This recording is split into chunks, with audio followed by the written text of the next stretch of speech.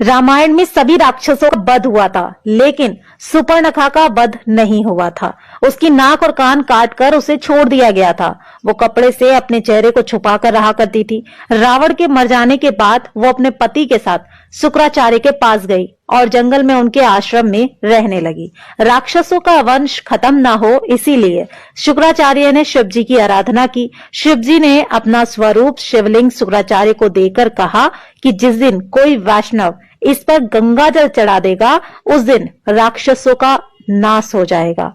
उस आत्मलिंग को शुक्राचार्य ने डर की वजह से वैष्णव मतलब हिंदुओं से दूर रेगिस्तान में स्थापित किया, जो आज अरब में मक्का मदीना में है। सुपर्णखा जो उस समय चेहरा ढककर रहती थी, वो परंपरा उसके बच्चों ने पूरी तरह निभाई। आज भी मुस्लिम औरतें अपना चेहरा ढककर रहती हैं। सुपर्णखा के वंशज आज मुसलमान कहलाते हैं, क्योंकि शुक्राचार्य ने इनको जीवन दान दिया। इसलिए ये शुक्रवार को विशेष महत्व देते हैं। पूरी जानकारी तथ्यों पर आधारित और सत्य है। आगे देखिए दोस्तों, अब जानते हैं कि इस्लाम कैसे पैदा हुआ। असल में दोस्तों, इस्लाम कोई धर्म नहीं है, वो एक मजहबी दिनचर्या है। मजहब का मतलब होता है अपने कबीलों के गिरोह को बढ़ाते चले जाना। ये बात सभी जानते हैं कि मोहम्मद मूल रूप से अरब का बासी था।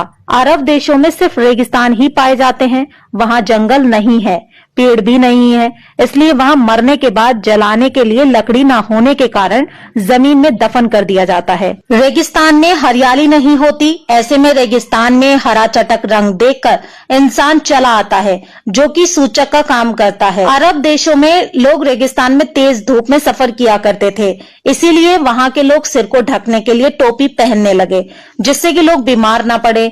अब रेगिस्तान में खेत तो थे नहीं, ना ही फल थे खाने को, तो वहां अनाज नहीं होता था, इसीलिए वहां के लोग जानवरों को काटकर खा जाते थे और अपनी भूख मिटाने के लिए इसे कुर्बानी का नाम दे दिया गया और एक प्रथा बना दी गई, फिर त्योहार बना दिया गया।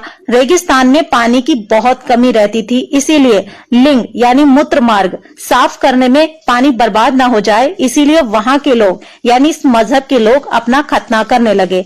खतना यानी अपने प्राइवेट पार्ट का अगला हिस्सा काटने लगे। सब लोग एक ही कबीले के खानाबदोश होते थे, इसीलिए आपस में भाई बहन ही निकाह कर लेते थे। रेगिस्तान में मूर्ति बनाने के लिए मिट्टी मिलती नहीं थी, जिसके कारण इन्होंने मूर्ति पूजा को अपने कबीले में यानी अपने मजहब में खारिज कर दिया। एक जगह से दूसरी जगह जाना पड़ता था, इसीलिए कम बर्तन भी रखते थे। एक ही थाली में 5 लोग मिलकर खाना खा लिया करते थे। कबीले की अधिक से अधिक संख्या बढ़ाई जा सके, इसीलिए हर एक को 4 बीबी रखने की इजाजत दी गई थी। अब समझे, इस्लाम कोई धर्म नहीं, मात्र एक कबीला है जो सिर्फ जनसंख्या बढ़ाने के लिए बनाया गया है, और इसके नियम असल में इनके सिद्धांत नहीं, इनकी दिनचर्या है। सबसे बड़े लुटेरों को खलीफा और अन्य बहुत सारी उपाधियां दी जाती थी ताकि उनका कबीला बढ़ सके। इस बात से साबित हो जाता है कि इस्लाम कोई धर्म नहीं बल्कि एक बहुत बड़ा गिरोह है, जिसका एक ही एजेंडा है, जहां जाना वहीं पर बस जाना और अपना अधिकार मांगना, और वहां की मूल जनसंख्या को पूरी तरीके से समाप्त करके अपने इस्लाम मजहब को आगे की पीढ़ी को जबरदस्ती कबूल कराना। इनका मुख्य टारगेट उस देश के आदिवासी होते हैं। जब तक ये उन आदिवासियों के बीच कम होते हैं, बस तभी तक ये अपनी जनसंख्या बढ़ाते हैं। जब इनकी जनसंख्या उस जगह के मूल निवासियों के 1/3 या बराबर हो जाती है, तब ये धर्म परिवर्तन कराकर रातों रात 2000 से 2 लाख मुस्लिम की योजना पर काम करते हैं। भारत के कुछ गांव, जिले, राज्य इस्लाम की इस योजना में पूरी तरह से शामिल हो भी चुके हैं। तो दोस्तों, ये था इस्लाम के पूर्वजों का इतिहास।